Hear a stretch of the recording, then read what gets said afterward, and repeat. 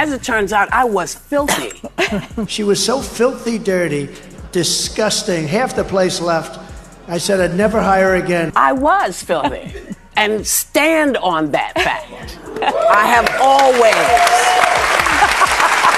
been filthy. And you knew that when you hired me. I headlined, babe, at your casino, which I might have continued to play had you not run it into the ground. Exactly. But it does that. You know, listen, how dumb are you? You hired me 4 times. You can go to William Morris and get the things, because I know y'all are going to be looking for it. So talk to William Morris. You hired me 4 times, and you didn't know what you were getting? How dumb are you? Are you here? Just a few minutes ago, Donald Trump completely lost his cool as Whoopi Goldberg and Pete Hegseth unveiled a series of unsettling truths about him live on national television. These realities ranged from old material that Trump did not want to be broadcast to insider leaks from his own team. This was not only another negative headline, rather it was a complete and total disintegration. The question is, what precisely did Whoopi divulge that caused Trump to explode on the spot, and why is Pete Hegseth, a former loyalist, suddenly becoming cold? The following is a compilation of genuine public video, genuine quotes, and no spin. There is a possibility that everything you are going to witness will explain everything. And with all the issues Americans are going to be voting on, you know where they started the interview? Take a look. It was the episode of you when you were on The View. And I think it was 2015 or 2006, like when you were running for president. Right. Okay, let's stop there. There's a lot of fake news coming up, so we're going to clear some of it up as it happens. He was actually, in that clip, is 2011, 4 years before he announced he was running. Okay? That's the first thing they got wrong. Next. Onward. It wasn't until Whoopi provided receipts with timestamps that Trump realized he could manipulate the past to fit the story. When he was on The View, he claimed that he was treated like king, so Whoopi replied, "Check the tape." And when they did, they discovered that it wasn't 2015, it was 2011, years before Trump ran a campaign. And there was no confetti, he just sat on a frigid seat and smiled more tightly. The love that he remembered was pure improv, and while Whoopi is clearing the air, why don't you clear your feed as well? That dream handshake never took place. The next time Trump rewrites history, make sure you hit the subscribe button so you don't miss it. Got introduced as our friend Donald Trump. That's right. Whoopi Goldberg gives you a big hug and a kiss. Joy Behar gives you a big hug. Barbara Walters gives you a big hug. They all loved you. Here's the actual appearance. Watch. Donald Trump is a billionaire, a real estate mogul, and a television star. But does he really want to add President of the United States to his resume? A lot of people would like him to. Please, let's find out, and please welcome my friend, Donald Trump.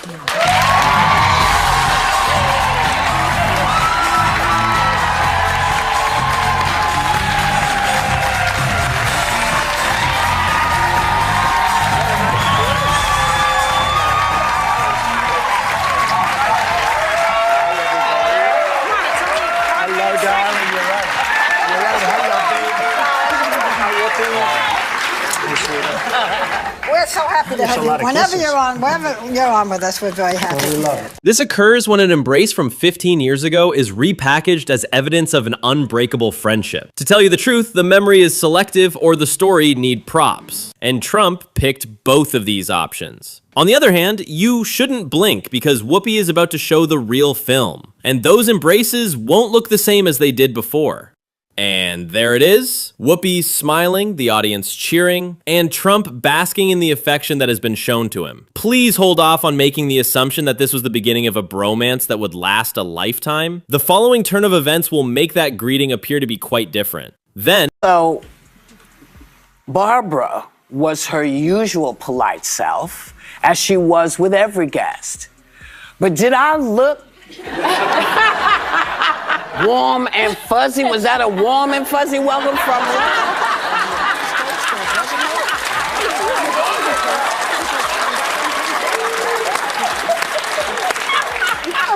But because I respect Barbara. You know, she said be polite to guests no matter what. Yes. And for the most part, I got through. I did it like I do now. But here's where they really messed up. Watch. They're talking about you in such a favorable light. Honey, Joe, I think you missed this part. Allow me to be clear. According to Trump, Whoopi and Barbara were both of great fans. They behaved in a respectful manner. These two things are not the same. That Whoopi was courteous was not because she was purchasing what Trump was selling. Rather, she was polite because Barbara wanted her to be. When someone showed up with stories that no one had asked for, she smiled, nodded, and let him talk. She did this in the same way someone would. In addition, she now possesses the video evidence to demonstrate that the love was mutually exclusive. Something has been going on. There's something on that birth certificate that he doesn't like. Oh my God. That's a terrible that thing is to just say. the Whoopi, I'm worst telling thing. you. He was 3 pounds instead of Whoopi, I 8. love you. I'm Donald, telling I love you. you too. I think that's the biggest pile of dog mess I've heard in ages. The question is, there's Why something not on show it, right? There's something on his birth certificate he doesn't want to show. It's not because he's black. Let The time him you were show born, has what nothing color to you do with that. are. By the way, How's that has never way nothing Any to white do with it. president asked to be shown the birth certificate. Everybody does. When you become a president of the United States of America, Okay, listen. you Whoopi, know that he's let him American. show I'm his sorry, birth that's certificate. BS. Every president provides their birth certificate. No, they don't. But do you know what they do provide? They provide Medical their taxes records. and their medical records. And he hasn't And that done is it. something that he lost track of. Not only questioned Obama's birthplace, but he also made it a headline. And right there on national television, Whoopi halted the show and said, what no one else would it be because he's black? It's not a theory. It's not a guess. It's just the uncomfortable truth. No one had the courage to speak out loud until she did. And when she inquired as to whether or not any white president had ever been asked the same question, the room fell silent. This was due to the fact that everyone on some level was already aware of the appropriate response, and you are here. And here you want to make all kind of fun. People said no more. We're tired of that. That's why people are saying right there, you heard the women say, listen, what we heard at that rally should be enough to shake folks awake, because he's talking about you. All of you. All of He's you. talking about you. It's us. He's not going to say, oh, you're with a white guy, I'm going to keep you from being deported. No, he's going to deport you and put the white guy with someone else. The man is out there. If you believed that Whoopi had reached her limit at that point, you would be mistaken. What she said after that not only challenged Trump, but it also stoked the fire that ignited the controversy. The following is based entirely on actual footage and records that are available to the public. Try not to blink. Even now, the most incisive words are still arriving. I've not been a fan of this man's. I don't like how he talks to us. I don't like how he talks to the nation. So I have not really had much to say until he started running for president. Then I could say everything I needed to say. My face said everything else. Whoopi never believed the act was real. Additionally, she did not mince words about it. She did not appreciate the way that Trump communicated with women. She was not pleased with the manner in which he addressed the nation, and the moment he announced his intention to run for president, she gave him the go-ahead, due to the fact that, as Whoopi described it, she finally had something to say, and she did not hold back. Due to the fact that at that time it was not merely embarrassing, it was also dangerous. He's a New York person and been a New York character.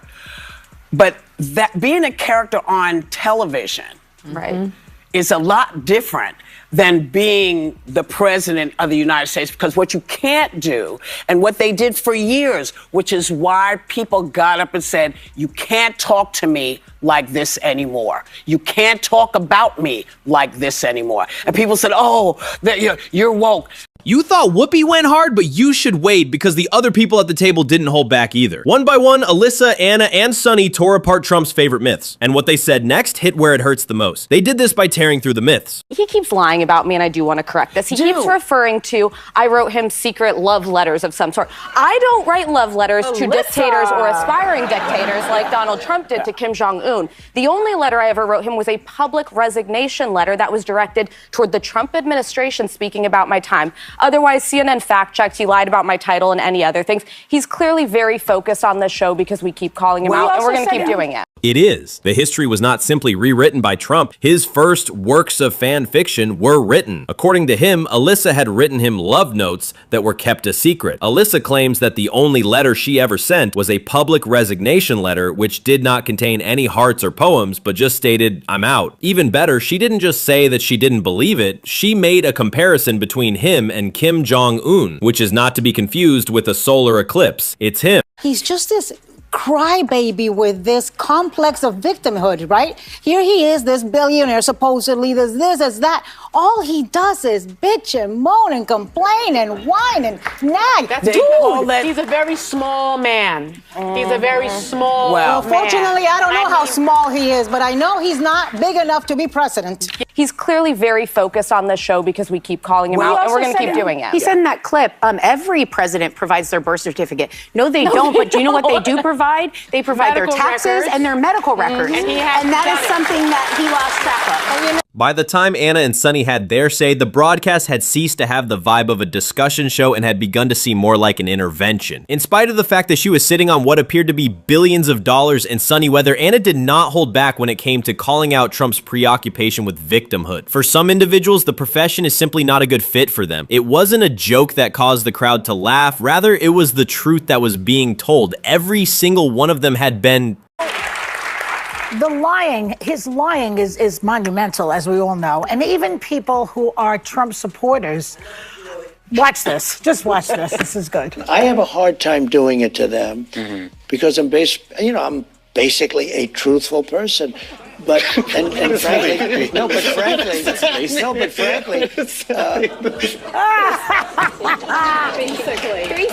basically, and I am a natural redhead who's 29 years old. Okay, I mean the jokes just come so easily. You listen to him. It was no longer even a dispute by the time Joy delivered her punchline. It had already been decided. It was a comedic piece. And when someone claims to be honest straight after lying in front of the camera, the only thing that can be done is to chuckle and then push the play button once more. He's stuck by his story that all of this is going according to plan.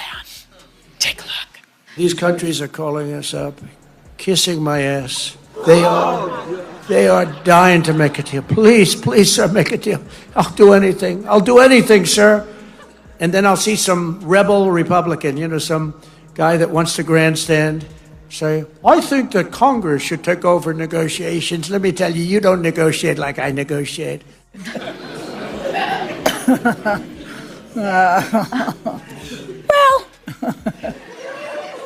Well, I don't know if they're all kissing his ass to do this, but it seems like even his top advisors cannot figure out what is going on here. What is the plan? He asserted that it was all a part of the plan, including the fact that other nations were, in his words, kissing his behind in order to reach a compromise. However, when even his own advisors are unable to define what exactly that plan is, this is a problem. Whoopi posed the question that was already obvious. What plan? The only thing that remains consistent is the punchline, which makes it difficult to adhere to an economic strategy. Statement to the great women of our country. You will be protected and I will be your protector. Women will be happy, healthy, confident, and free. You will no longer be thinking about abortion. It's all they talk about, abortion. Nauseating. I just want to play one more thing, because I think we need to just continue to play this to remind people. Can you play it for me, please? The fact that I was able to terminate Roe v. Wade after 50 years of trying. They worked for 50 years. I've never seen anything like it. They worked, and I was so honored to have done it. Yeah, you're not protecting me. Right. I don't know what you talk about. She really rattled you, didn't she? After Trump made the promise that women will be happy, healthy, self-assured, and free, he went ahead and took away one of their fundamental liberties and celebrated it like it was a victory on a game show. The hypocrisy was already shouting when the man who gutted Roe says that he is your protector, therefore Whoopi didn't need to shout about it until it was already screaming. There is a punchline that you are aware is coming, and it is not humorous. If the vista is calling out to you, that is one thing. However, when the whisper begins to come from your own corner, that is something else different. Pete Hegseth was more than just a collaborator. He used to be Trump's go-to person, but from this point on, he isn't exactly playing defense anymore. This was the largest military parade in the United States since the end of the Gulf War. You know, originally it wasn't supposed to be that way. It's supposed to be small. A few months ago, Pete Hegseth came to Trump with plans for this parade that only included 3 tanks. And, you know, this is Trump's birthday, so he was furious. Reports say he screamed at him. He said, 3 tanks. He said, I pull you off Fox News. I make you Secretary of Defense. I stand behind you when you're accused of sexual assault and being a drunk and texting the war plans to a reporter. I do all that for you. And this is the tanks I... Jimmy Kimmel claims that Donald Trump went berserk over a birthday parade that did not live up to the illusion that 3 tanks was not enough. This is especially true for a man who formerly boasted about the size of the crowds participating in the parade. It was as if they were part of the military, and poor Pete was the one who received the call and the guilt. Since last week, who gave the order to pause? Pause last week. I don't know. What did you tell me? I would know. If a decision was made, I will know.